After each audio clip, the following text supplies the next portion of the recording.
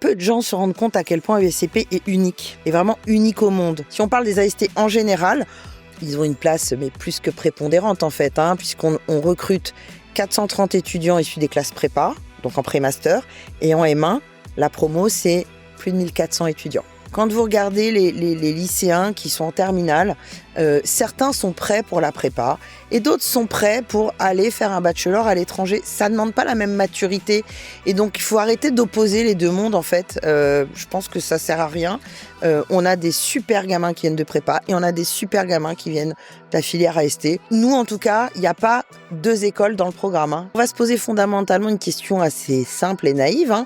Qu'est-ce que l'école va apporter à ses candidats ? Il ne faut pas s'auto-censurer, vraiment. Nous, on a des critères qui ne sont pas purement académiques. Un dossier, c'est pas que des notes. Donc, si les notes sont un peu faibles, on peut compenser par de l'expérience professionnelle, de l'expérience internationale, de l'expérience associative qui montre cette capacité de sortir de sa zone de confort, ça on aime beaucoup. Les étudiants, les mauvais candidats, c'est ceux qui nous disent « Moi, je veux faire toute ma scolarité à Paris pour la vie culturelle parisienne. » Bon, alors oui, elle est très riche à Paris, mais enfin, elle est très riche ailleurs aussi. Là, on se dit ouverture d'esprit, c'est pas ça.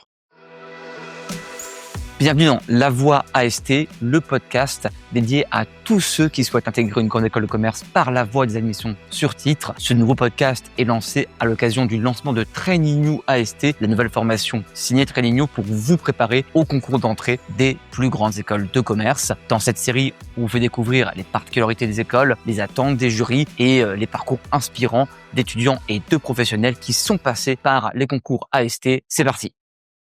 Bonjour Cécile Karoubi. Bonjour Guillaume. Vous êtes la directrice du campus de Paris de l'ESCP. Vous êtes aussi professeure de finance au sein de l'école.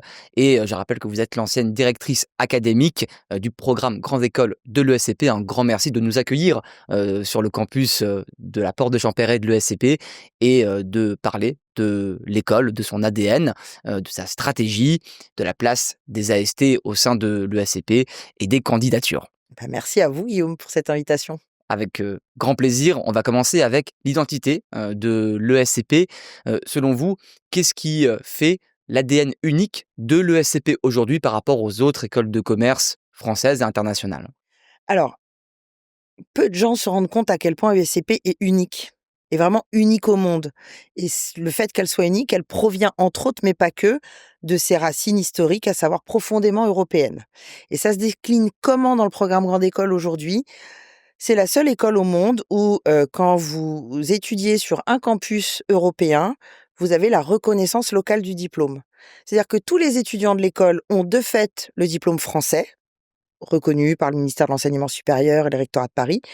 Mais si vous passez un semestre à Londres, vous avez une reconnaissance locale, donc un deuxième diplôme qu'un diplôme anglais. Vous passez un semestre à Madrid, vous avez une reconnaissance locale, un diplôme espagnol, et ainsi de suite. Et ça, c'est unique au monde. Donc, pour répondre à votre question, c'est racines européennes.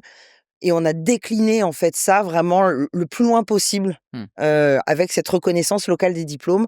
Et ESCP est la seule au monde à avoir ça. On n'est pas la seule au monde à avoir des campus sur plusieurs pays. Par contre, la reconnaissance locale de notre diplôme, ça, c'est unique au monde. Effectivement, l'ESCP se définit souvent comme une école transnationale en raison de son implantation sur différents continents, d'une part, mais aussi dans différentes villes européennes, d'autre part. Il y a évidemment le campus de Paris où nous sommes aujourd'hui, mais il y a aussi les campus de Londres, de Madrid, de Berlin, de Turin et de Varsovie. D'ailleurs, quand on est à l'accueil en bas, on voit les drapeaux derrière, et c'est assez unique ça aussi par rapport à d'autres écoles. En quoi cette dimension internationale est-elle au cœur de l'expérience étudiante ? Alors, à ESCP, la mobilité internationale, c'est pas juste des mots, c'est obligatoire. Donc, un étudiant qui voudrait faire toute sa scolarité sur un seul de nos campus ne serait pas diplômé. Ce n'est pas possible. Donc, la mobilité internationale, c'est une réalité dans le sens où, pour être diplômé, il faut aller sur au moins 2 campus et on les encourage à aller beaucoup plus. On parle des campus, mais on n'a pas que des campus. On a des universités partenaires partout dans le monde. On a plus de 150 alliances universitaires partout dans le monde. Et donc, on a des étudiants qui vont faire tout leur M2 à Sotheby's Institute à New York ou au contraire qui vont aller à Waseda au Japon. Donc, c'est effectivement, on a des racines européennes, mais aujourd'hui, on n'est pas qu'une école de management européenne. On a vraiment une dimension globale. Le CP met aussi en avant beaucoup l'innovation. Pouvez-vous nous donner des exemples concrets qui incarnent cette valeur, cette dimension dans l'école de manière plus générale. Comment le ESCP s'adapte à ce monde qui est en perpétuel mouvement? Alors, des exemples d'innovation, il y en a beaucoup, mais je vais vous en donner 2 sur le programme Grande École. Et pourquoi est-ce qu'on arrive à innover beaucoup? Parce qu'on prend le temps de discuter avec l'ensemble de nos parties prenantes, notamment nos étudiants. Et donc 2 exemples d'innovation, une innovation sociale déjà, je ne sais pas si vous avez vu les annonces qu'on a faites sur, On a vu. notre politique d'ouverture sociale, donc je vais pas revenir, mais moi je suis très, très fière et vraiment très contente et on peut aller encore plus loin, donc on essaiera d'aller plus loin dans les prochaines années, mais je pense que ça, c'est quand même assez unique pour le souligner. Bah, vous pouvez peut-être rappeler Alors les annonces récentes. jusqu'à cette année, on avait la gratuité des frais de scolarité pour les étudiants boursiers échelon, Crous 4 à 7. On est passé de 2 à 7, donc gratuité totale. Et puis, on a augmenté nos seuils de bourse pour les 0 bis à 2 et on a même créé un échelon Crous qui n'existe pas, qui est l'échelon 0, pour donner un coup de pouce à la classe moyenne. On a doublé le nombre de logements dits d'urgence. C'est des logements ultra financés, sponsorisés par ESCP. Donc ça donne accès à certains de nos étudiants, alors avec des critères très, très spécifiques, hein. Pas simplement des boursiers. Quand on a des étudiants qui sont, je sais pas moi, victimes de violences intrafamiliales, on a ces logements pour eux, notamment pour les issues de prépa, parce que les issues de prépa, c'est un petit peu compliqué. Ils ont leurs résultats de concours très tard. Et donc, quand ils savent qu'ils vont aller à l'ESCP mi-juillet pour une rentrée fin août, Mmh. bon, voilà. Donc, nous, en fait, on a un petit stock, hein, qui est, voilà, tout petit pour l'instant, mais qui aura aussi vocation à grossir, où, en fait, on leur dit, bon, nous, on paye à vide juillet, août, et on vous donne accès à ces logements qui, une fois que les APL sont déduites, vous reviendront à 250 € par mois. Je pense qu'on peut difficilement faire mieux. Voilà. Clairement. Voilà, donc ça, c'est un premier exemple d'innovation sociale. Et après, en termes de contenu, nous, dans le programme Grande École, on a un mécanisme de spécialisation très, très spécifique, hein. On a plus de 80 spécialisations sur des thématiques diverses et variées. Et là, on va en lancer une sur notre campus de Turin, sur tout ce qui est l'écosystème aérospatial. Et tous les ans, on crée des spécialisations en fonction des besoins de nos étudiants, des demandes de nos entreprises partenaires. Voilà, on s'adapte au marché à tout moment, alors pas, de manière, épidermique non plus. C'est-à-dire que quand il y a une demande, on se dit: «OK, est-ce que ça a du sens?» Typiquement, nous, on ne s'est pas jeté sur le métaverse. Mmh. On Peut-être s'est à dit on juste s'est titre. dit voilà. Et après, dernière innovation, mais vraiment je pourrais continuer des heures, je pense qu'on n'est pas mauvais en application et en utilisation d'intelligence Mmh. artificielle aujourd'hui. l'ESCP a signé un partenariat avec OpenAI il y a quelques années et ce partenariat, c'est pas juste des licences payantes offertes à tous nos participants parce que ça serait pas de l'innovation. On a formé l'intégralité de nos professeurs sur comment on se sert d'une intelligence artificielle, concrètement dans les cours et puis on forme nos étudiants, pas simplement à prompter, parce que voilà, on les laisse pas seuls devant la machine en fait et l'idée c'est vraiment d'aiguiser leur esprit critique par rapport à l'utilisation, de cette nouvelle technologie qui pourrait faire peur. Donc nous, on est là pour leur dire: «Non, ça fait pas peur. Voilà comment on peut s'en servir. Voilà les dangers aussi, voilà les problèmes éthiques que l'utilisation massive d'une intelligence artificielle peut générer». Et donc l'idée, c'est qu'ils soient armés, pas simplement pour ce qui les attend une fois qu'ils sont diplômés, mais qu'ils soient conscients finalement de l'impact qu'ils auront en utilisant cette technologie. Sur ce sujet de l'IA, vous avez été sollicité par des entreprises partenaires Oui. de l'ESCP pour former mieux les jeunes Oui. à l'IA? Oui, alors les jeunes, mais pas que les jeunes, on a des demandes de cadres, Mmh. d'entreprises parce qu'on a une activité d'executive education. Effectivement, on répond régulièrement à des appels d'offres sur, aidez-nous à former, nos cadres sur l'utilisation avec des applicatifs concrets, hein, donc oui, oui, tout à fait. On a des demandes qui viennent d'à peu près partout. Alors, on a rappelé l'identité de Ouais. l'ESCP, on va passer à la vision et la stratégie de Mmh. l'ESCP. Ça tombe bien puisque l'école a récemment dévoilé son nouveau plan stratégique à horizon 2030. Il s'appelle Bold and United et il y a une ambition forte Mmh. et un objectif clairement affiché, faire de l'ESCP la première université européenne de management d'ici 2030. Est-ce que vous pouvez nous présenter les grandes lignes de ce plan? Alors il a été perçu comme extrêmement ambitieux et il l'est. Je pense que déjà il faut revenir à ce qu'on appelle l'université. L'objectif de ce plan, c'est l'universalisme des savoirs et en fait, pour avoir un statut d'université, être en capacité de maîtriser pas qu'une seule discipline. Alors aujourd'hui, ESCP, c'est une école de management. Et donc ce plan consiste entre autres, hein, il est très, très dense, mais entre autres à créer deux nouvelles écoles. Une école en sciences appliquées, technologie, et une école de gouvernance. Et effectivement, c'est un peu, j'aime bien l'image de l'homme de Vitruve de Leonardo, enfin, vous voyez, voilà, c'est l'universalité des savoirs. Donc oui, l'objectif de ce plan, c'est de démontrer que SCP, on n'est pas que bon en management et que à terme, on sera capable de former en sciences appliquées, et en gouvernance. Alors, il y a 2 grands volets, Bold et United. Mmh. On va revenir un petit peu, sur ces 2 grands piliers. Le premier, c'est Bold, qui incarne, la volonté C'est de difficile à traduire en français, je suis assez d'accord. effectivement, on va Je dire, suis assez derrière, C'est une espèce de c'est courage, c'est au-delà du courage, en fait, le hein. courage, il y C'est un a mélange de courage et d'ambition, je pense. Voilà. d'ambition. Alors derrière, on peut, ça renvoie aussi à l'innovation Mmh. d'ailleurs, à la recherche, à la Mmh durabilité, mh. enfin beaucoup de choses. Hem, Est-ce qu'il y a des exemples concrets d'applications, potentielles de ce levier Bolt au sein de l'école? Alors à peu près tous les jours, donc vous donner un exemple concret, ouf, ça serait compliqué. C'est le plan 2026-2030, donc en théorie, on n'est pas encore dedans, sauf qu'en fait, on y est déjà. C'est-à-dire que cette idée de BOL, de création de nouvelles écoles pour avoir ce statut d'université européenne, ça sort pas de nulle part. Pourquoi tech et pourquoi, gouvernance? Parce que typiquement, on le fait un peu déjà. On le fait dans plein de programmes de l'école. On parle du programme grande école. On a créé, il y a quelques années, une spécialité en intelligence artificielle, une spécialisation en robotique, une spécialisation en affaires publiques.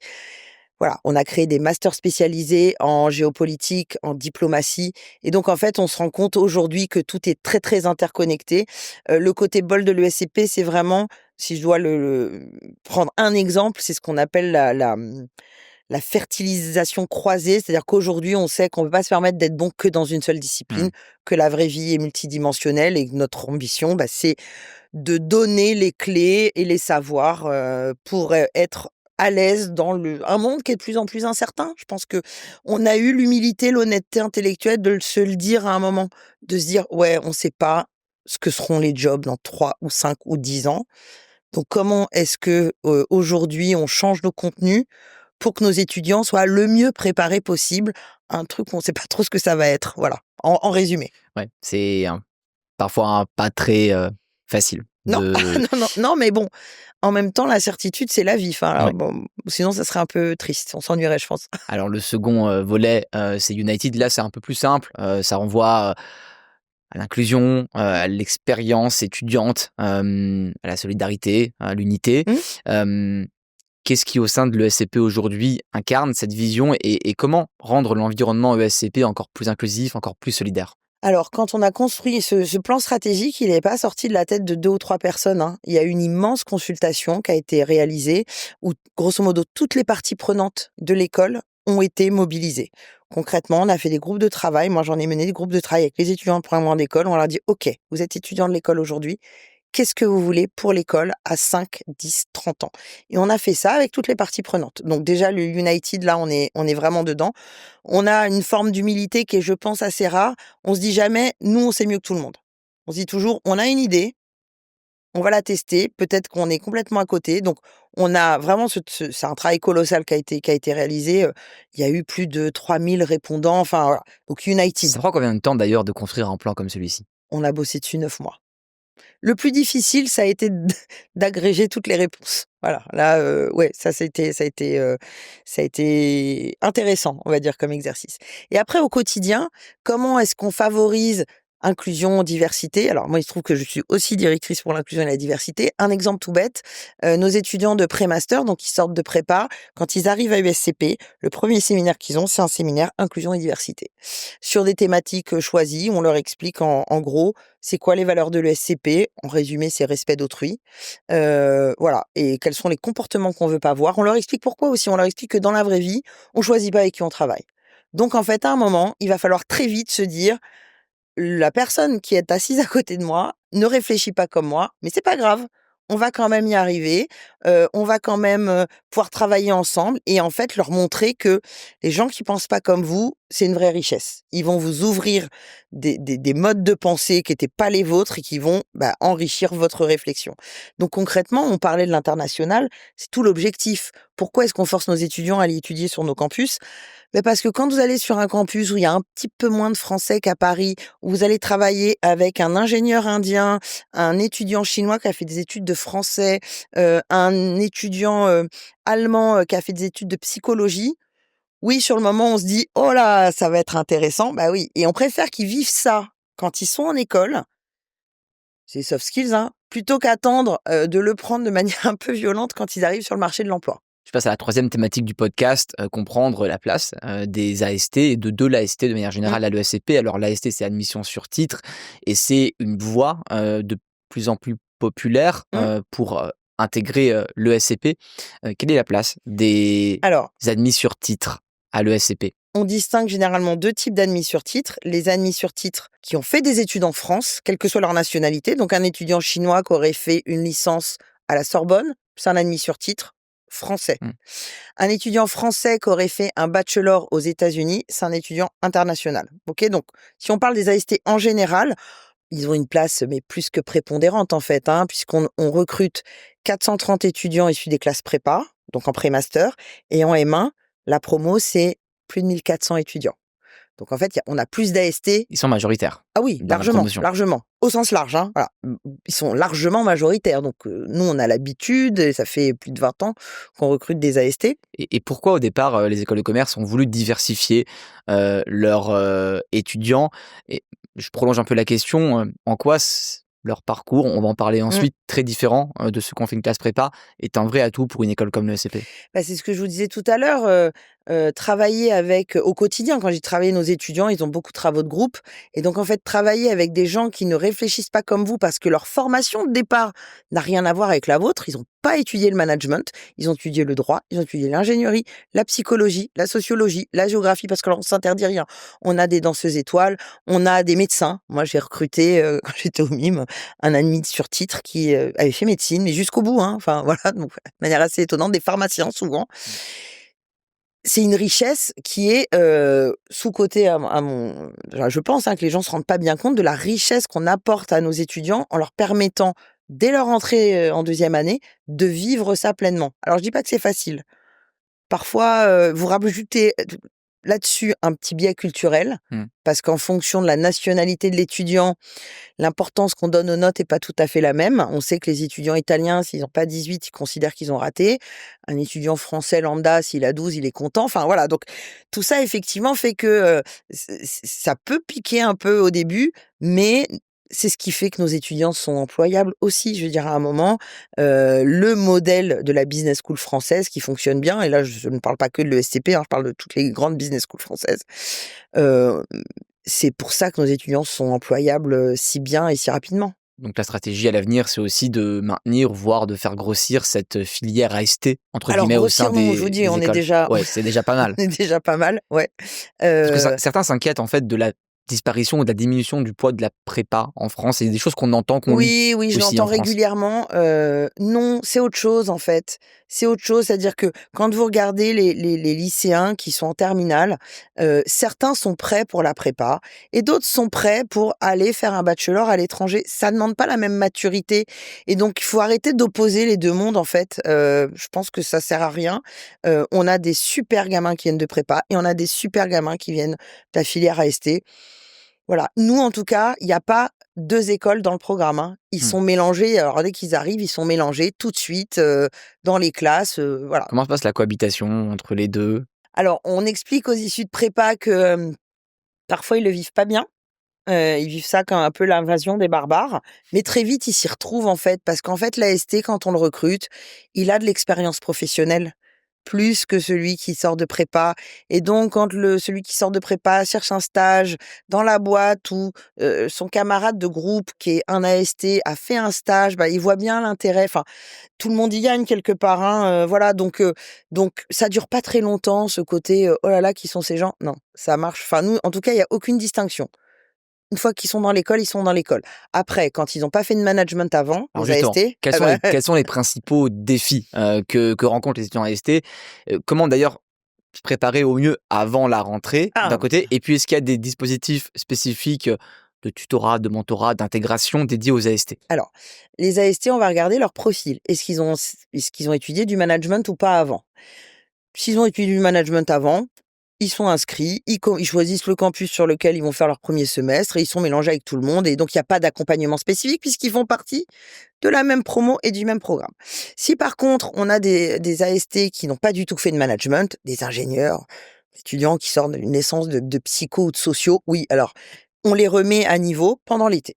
Ils ont un système de cours online, de remise à niveau pour qu'effectivement, quand ils sont mélangés avec tout le monde à la rentrée, ils aient vraiment les prérequis nécessaires pour avoir une scolarité totalement indifférenciée, hein. Alors quand je dis indifférenciée, enfin voilà, on peut pas indifférenciés, ils ont les mêmes choix de campus, de spécialisation, ils sont traités, c'est des étudiants du programme. Donc vous voulez surtout pas créer des castes, on veut que ça se mélange et pour le coup ça se mélange plutôt bien.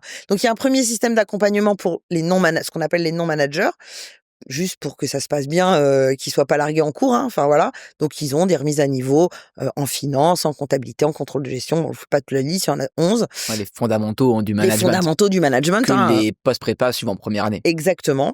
Et après, une fois que ça c'est fait, c'est fait. Enfin, alors après, c'est la promo et ils sont traités comme tout le monde. Est-ce qu'il y a des cours ou des spécialisations au sein de l'ESCP qui correspondent mieux aux Heureusement AST non, par rapport à d'autres heureusement non, étudiants? heureusement non.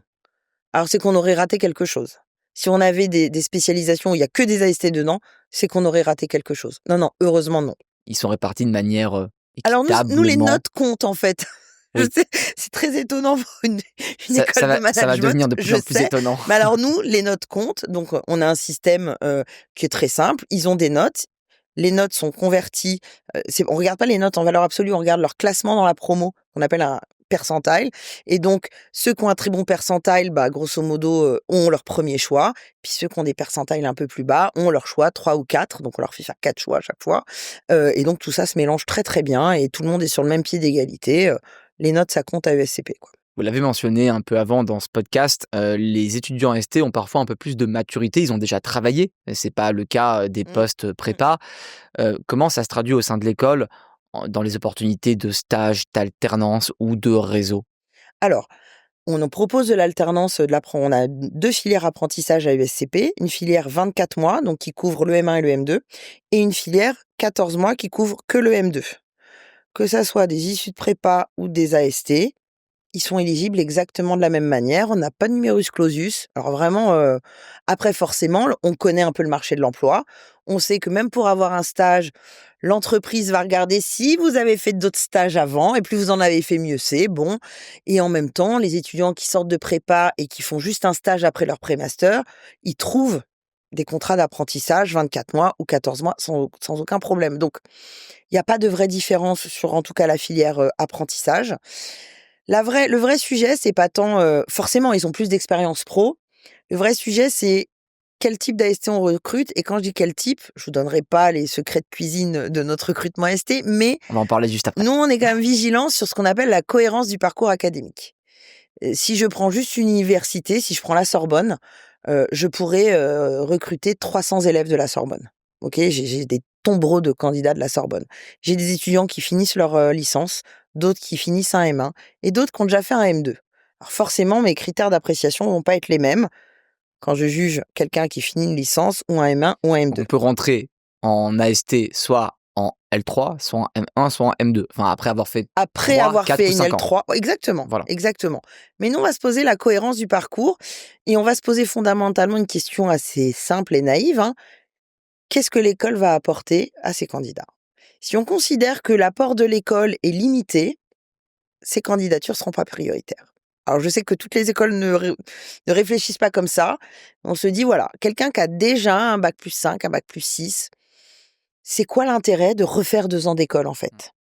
Voilà, on Alors, va vraiment se poser cette question-là, hein. du coup, j'ai encore une question à vous poser. Après, on va passer au Mmh. recrutement. La question que je vais vous poser sur la place des AST, c'est est-ce que vous pouvez me donner quelques exemples d'alumni ESCP AST qui ont eu des parcours entre guillemets remarquables? Il y en a Mais évidemment, plein, j'imagine beaucoup, mais est-ce que vous plein. avez quelques Un exemples à nous donner? étudiant qui avait fait un bachelor aux États-Unis, heu, dans une discipline d'ailleurs pas, en communication, je crois, bon voilà, qui, intègre l'école, se passionne pour le droit, est diplômé de SCP, passe le barreau, est avocat, enfin voilà, mais des histoires comme ça, plein, plein, plein, plein, plein. Un étudiant alors sur les AST, on a des voies AST, il y a le gros, hein, contingent et puis après on a des voies un peu spécifiques, je sais pas si vous en avez entendu parler, on a Talent Spring. Talent Spring, c'est une voie de recrutement AST très spécifique. On va pas recruter sur, l'académique. Il faut qu'il soit titulaire au moins d'une licence, mais voilà. C'est généralement des étudiants qui ont eu des gros accidents de la vie, donc grosses maladies, handicap ou alors, qui deviennent orphelins et qui doivent avoir, 4 jobs étudiants parce qu'ils ont un petit frère, voilà. Bon et donc ceux-là, on n'en prend pas beaucoup, on en prend une dizaine. Alors je peux vous dire que ceux-là, on leur change vraiment la vie. Mmh. Voilà, moi le 1er que j'ai suivi et eux ont effectivement un accompagnement plus spécifique.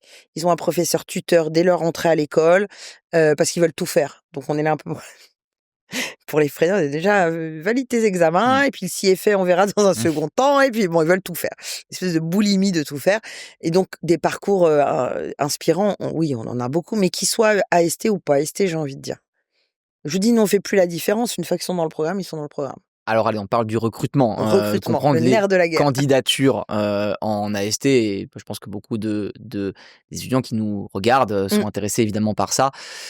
D'abord, je vais revenir sur un point, il y a des étudiants qui pourraient hésiter à postuler à l'ESCP en pensant que l'école est difficile d'accès, parfois peut-être un peu élitiste. Qu'est-ce que vous aimeriez, leur dire pour les rassurer et leur montrer qu'ils ont évidemment aussi leur place ici? Bah, je vais vous répondre par un exemple. Il y a quelques années, je vois un dossier, parce que moi à l'époque j'évaluais tous les dossiers, je vois un dossier, si j'applique froidement les critères, je ne le convoque pas à l'oral. Puis je regarde vraiment le CV et je vois alors oui, il y a un stage à Banque Postale, bon, c'est pas fou, mais je vois une quantité de jobs étudiants, et donc je dis: «Allez, on y va, on lui donne sa chance, on le met à l'oral». À l'oral, il nous fait un oral, incroyable, improbable, tellement c'est comme on voudrait à chaque fois en fait, vraiment et avec des réponses mais justes, et sans tomber forcément dans le pathos. Moi, j'ai un co-jury qui lui dit: «Mais quand même là, vous avez fait, plein de jobs, voilà, alimentaires, bon, je suppose que Uber Eats, c'est le pire de tous?» et là, il dit: «Ah bah non, en fait, c'était le mieux de tous». Alors on s'est tous regardés: «Ah bon?» «Ah bah oui, parce que ça m'a vraiment permis de concilier mes études, c'est très flexible». Donc il avait enfin voilà, un coup de cœur unanime du jury. Moi, il le dit pas, on perçoit qu'il va être boursier, que ça va être compliqué, qu'il y a un déposit quand même à l'époque, hein, on n'avait pas encore annoncé la gratuité des frais de scolarité et moi je le savais, je pouvais pas lui dire, c'était Mmh. compliqué. J'appelle ma directrice des admissions, je dis: «Bon, on a vu un gars super, quoi qu'il arrive, je le veux, mais je pense que le déposit de 2 000 € que de toute façon on va lui rembourser parce que nous on sait qu'on l'annonce, il risque de tiquer et ça serait trop dommage qu'on le loupe. Donc vraiment, tu l'appelles tranquillement et tu lui dis qu'il confirme. C'est pas grave s'il paye pas le dépôt, de toute façon, à un moment, on l'aurait remboursé. Un exemple parmi tant d'autres. Si j'ai un truc à leur dire, c'est faut pas s'auto-censurer, vraiment. Nous, on a des critères qui sont pas purement académiques. Même sur les voies de AST classiques, on regarde vraiment l'intégralité du dossier et on lit tous les dossiers. Alors c'est quoi un dossier intéressant pour le SCP? Un dossier intéressant pour le SCP, ça va être, ce qu'il a quand même on regarde les notes, hein, je vais pas vous mentir, on regarde les notes. Il faut un minimum d'anglais parce que comme la mobilité internationale est obligatoire, on veut pas les envoyer dans le mur non plus. C'est-à-dire moi, l'étudiant, quand le niveau d'anglais est trop faible, on lui rendrait pas service. On sait qu'on pourrait pas le diplômer. Donc, l'anglais, on sera quand même un peu vigilant et on va regarder 3 compétences en fait, hein, in fine, on va se poser la question: «Est-ce qu'il serait heureux chez nous?» mais les 3 compétences qu'on va se poser, c'est: est-ce qu'il est curieux? Est-ce qu'il est ouvert d'esprit? Est-ce qu'il a envie d'apprendre? Est-ce qu'on aura quelque chose à lui apporter, en fait? Est-ce qu'il aura suffisamment d'ouverture d'esprit pour se dire: «Oh là là, l'étudiant chinois qui a fait des études de français, j'ai pas du» non, voilà. Les étudiants, les mauvais candidats, c'est ceux qui nous disent: «Moi, je veux faire toute ma scolarité à Paris, pour la vie culturelle parisienne». Bon, alors oui, elle est très riche à Paris, mais enfin, elle est très riche ailleurs aussi. Là, on se dit: «Ouverture d'esprit», oh, c'est pas ça, Ça voilà. vous arrive encore? Oui, tout le temps, Dans les dossiers ou dans les euros? partout. À part ça, c'est quoi les erreurs à éviter dans le dossier? Qu'est-ce qu'il faut juste pas mettre en fait dans un CV, dans une lettre de En motivation? fait, il y a rien de rédhibitoire. mais on n'aime pas les choses creuses. C'est-à-dire que vous pouvez, moi je me souviens d'un étudiant, on lui avait fait des simulations d'entretien pour le coup, et il était persuadé qu'il y a des choses dont il pouvait pas parler. Et il était passionné de rap. Et je lui dis: «Pourquoi vous en parlez pas?» Je lui dis: «Parce que quand vous en parlez super bien. Donc il faut pas se dire: "Ah non, les jurys, ils ont 50 ans et plus, je peux Mmh. pas leur parler de rap"». Ben, en fait, si, et des discussions mais incroyables sur, tel rappeur par rapport à tel autre. Je lui dis: «Tant qu'il y a de la profondeur dans votre discours, tout va bien. Tous les sujets peuvent être abordés. Donc il y a pas de mauvais points à ne pas mettre dans un» non, Donc quand on est faut être capable sincère. d'en parler avec sincérité, avec profondeur. Faut pas s'inventer un personnage. Alors par contre non, on le voit très vite. Ça on le Ouais. voit très vite. Les fausses missions humanitaires, c'est insupportable. Les, «J'ai fait un voyage en Afrique qui a changé ma vie», c'est-à-dire? On n'avait pas accès à l'eau courante? OK, bon, ça pour nous c'est rédhibitoire. Ça c'est OK, c'est le côté koh qui t'a plu, mais tu pas capable de nous dire quel village ou quelle ville t'as vu. Est-ce que t'as gardé des liens avec des gens que t'as rencontrés sur place? Bon, c'est un peu fake, on s'en rend vite compte, c'est pas ce qu'on cherche. Voilà. Donc curiosité, ouverture d'esprit, envie d'apprendre, en résumé. Certains étudiants ont, un dossier avec pas forcément des notes très bonnes. Vous avez dit que vous regardiez les notes. Évidemment. Est-ce qu'il a encore ses chances et comment il peut, rétablir cette situation? Alors, d'abord S'il on est sait vraiment ouais, motivé? alors d'abord on sait que toutes les universités notent pas de la même manière. Voilà, on sait qu'il y a certaines universités parisiennes, en mathématiques notamment, je dirais pas le nom de la fac, on sait que si vous avez 11 de moyenne, c'est exceptionnel. Donc ça, nous, dans nos grilles, on le sait. On sait qu'il y a des universités qui ont tendance à très généreuses dans les notes et d'autres qui ont tendance à être... Donc c'est pas les notes en valeur absolue, c'est toujours des notes relatives. Ça, c'est la première chose. La deuxième chose, un dossier, c'est pas que des notes. Donc si les notes sont un peu faibles, eh ben, on peut compenser par de l'expérience professionnelle, de l'expérience internationale, de l'expérience associative qui montre cette capacité de sortir de sa zone de confort, ça on aime beaucoup. Voilà, donc un dossier, c'est pas juste les notes, hein, c'est vraiment un ensemble de critères, avec des pondérations quasiment équivalentes d'ailleurs. Est-ce que le commerce demande aussi, des résultats, aux tests d'aptitude, le TAJMAJ, le Mmh, test d'anglais, le mmh. TOEIC? Est-ce que c'est rédhibitoire si on n'a pas, une note suffisante? Quel poids ont ces 2 éléments dans le dossier? Alors, il y a une note en dessous, notamment en anglais, où là on va être vigilant, où ça peut être éliminatoire, mais sur le Taj Mahal, c'est même pas éliminatoire. Ça On dépend va du juste avoir un profil. petit warning: «Ah attention, la dame ou le monsieur est fâché avec le raisonnement logique». Mais alors si derrière j'ai un super dossier, on s'arrête pas à un score de Taj Mahal en fait. Et ça dépend pas aussi du profil, de l'étudiant? Quelles études aussi il a Tout fait à avant? fait. Bah, les études de littérature, on lui en veut pas de pas être très bon en logique, quoi. Même si c'est pas généralement, c'est pas ces profils-là qui sont mauvais en logique, contrairement à ce qu'on pourrait imaginer. Alors après l'admissibilité, il y a, l'oral, c'est un moment évidemment important dans une candidature à ST. Qu'est-ce que vous, percevez immédiatement positivement, lors d'un entretien oral chez un candidat? Et à l'inverse, quelles erreurs il faut absolument éviter? Alors, ce qu'on perçoit tout de suite, c'est, leur envie. Est-ce qu'ils ont vraiment envie de venir chez nous ou pas? Et on n'attend pas de, «Si je suis prêt ailleurs, j'irai chez vous». Surtout pas, c'est pas comme ça qu'on le montre, en fait. Donc ça, on le sent assez Alors comment vite. faire pour, différencier? Bah, Les écoles de montrer commerce qu'on se connaît ressemblent bien un l'école petit peu déjà. aussi? Ouais. Il faudra Heu écouter ce podcast, entre autres. Par exemple. Non, mais si je reprends mon exemple là de cet étudiant qui, sur le dossier, je suis pas censée le prendre et puis je lui laisse sa chance et on regrette pas de l'avoir pris. Pourquoi son entretien se passe si bien? Il s'était vraiment renseigné sur l'école et pas de manière superficielle, c'est-à-dire pas: «Ouais, j'ai vu que vous aviez un double diplôme avec Columbia». Oui, bon, bah, ça tout le monde le sait donc Mmh. non, il nous a sorti des choses, je dis: «Ah ouais». Alors il a pris du temps à regarder les réseaux sociaux de l'école, les dernières annonces, voilà, donc montrer que Il vous a bien fait connaissez ses devoirs. vraiment l'école et que vous êtes pas là par hasard. Le truc rédhibitoire, c'est, «Ah, je viens chez vous parce que vous avez un double diplôme avec Centrale». Bah, il faut aller à Centrale alors. Mmh. Voilà, c'est donc il faut faire attention. Après, nous parler d'association étudiante de l'école, oui, mais non. Enfin, là, c'est un entretien qui est quand même plus académique. Donc nous dire: «Vos soirées sont super», oui, on sait. Mais bon, est-ce que ça nous permet d'évaluer ta candidature? Non. Donc voilà. Et puis on n'aime pas les candidats trop formatés. C'est-à-dire le candidat qui se présente et qui, a appris son texte par cœur, Mmh. bon, on s'ennuie assez vite, quoi. Ça dure combien de temps l'oral à l'ESCP? 15-20 minutes. C'est assez court Et il faut finalement, pas ça passe vite. oublier quand même, je pense que sur les AST, il y a on a tendance à oublier que ça reste un concours. Oui, il n'y a pas d'épreuve écrite en tant que telle, comme le concours prépa, mais ça reste un concours, en fait.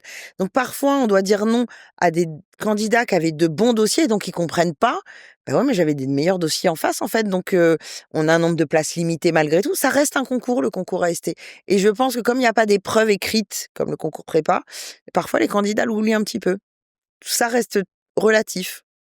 Vous avez étudié beaucoup de dossiers de candidats AST dans votre carrière. Beaucoup.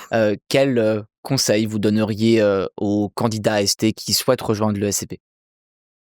De pas s'y prendre au dernier moment. C'est pas une décision qu'on prend sur un coup de tête de candidater à l'ESCP, en fait, ou dans n'importe quelle école de management en AST, en fait, hein. Vraiment, posez-vous bien la question et pas simplement: «Oui, le nom va m'apporter quelque chose». Parce que c'est ça qu'on veut éviter des candidats qui viennent pour le nom de l'école. Donc prendre le temps qu'il faut, quitte à faire une année de plus à l'université, c'est pas grave. Si, fin de licence, vous n'êtes pas tout à fait sûr, continuez en M1 et recandidatez en M1, vraiment, enfin, mais que le projet soit mûri. Voilà, mûrissez votre projet avant de candidater. On arrive à la fin de ce podcast, Cécile Corbier, mais il reste encore une partie un peu traditionnelle chez nous, c'est le quiz, avec des questions courtes de mon côté et des réponses courtes de votre côté. Vous demandez à un prof de faire des réponses courtes, c'est ambitieux. On va essayer. Vous pourrez développer un petit peu si vous le souhaitez. Votre plus beau souvenir à l'ESCP? Alors j'en ai plein, moi ça fait 21 ans que je suis à l'ESCP. Mon plus beau souvenir, c'est pas les grands trucs, c'est les petits trucs, c'est quand un étudiant me dit: «Madame, je veux vraiment vous présenter mes parents». Ou quand, au contraire, un étudiant, qui est passé en conseil de discipline, m'écrit 3-4 ans après en me disant: «Sur le moment, je vous ai détesté, mais en fait, merci». La personnalité que vous aimeriez inviter à l'ESCP pour une conférence? Alors je précise, ça peut être une personnalité vivante Décédé, ça marche aussi? ou de l'histoire. OK. Je vais pas être très créative et ça n'engage que moi, mais je pense elle se sentirait très, très bien à l'ESCP, c'est Simone Veil. Le cliché ou le mythe que vous aimeriez déconstruire sur les écoles de commerce? Tous. Il y en a beaucoup. Qu'on forme des vendeurs de lessive, ça j'en peux plus. On ne forme pas des vendeurs de lessive. Voilà. La chose que les étudiants de l'ESCP vous apprennent encore tous les jours? Ah, à ne pas vieillir trop vite. Si vous n'étiez pas professeur de finance à l'ESCP, vous auriez fait quoi? Bon, alors ça c'est une question difficile. Aucune idée. Je fais déjà le plus beau métier du monde en fait, donc je vois pas ce que je pourrais faire d'autre. Non, alors si je dois donner une réponse, de l'humain, obstétricienne. Voilà, aider les femmes à porter la vie, je pense que ouais, ça serait sympa. Le mot qui définit le mieux les valeurs de l'ESCP? Il y en a tellement. Entre nous, on a l'habitude de dire à l'ESCP, on est sérieux sans se prendre au sérieux. Je trouve que c'est très vrai. Merci Cécile Corby. Ben, merci Guillaume. Merci d'avoir écouté La Voix AST. Vous pouvez retrouver tous les épisodes sur YouTube et Spotify et suivre les réseaux sociaux de Training OST pour être au courant de nos actualités, ne rien manquer. On se retrouve très vite pour un nouvel épisode. À bientôt.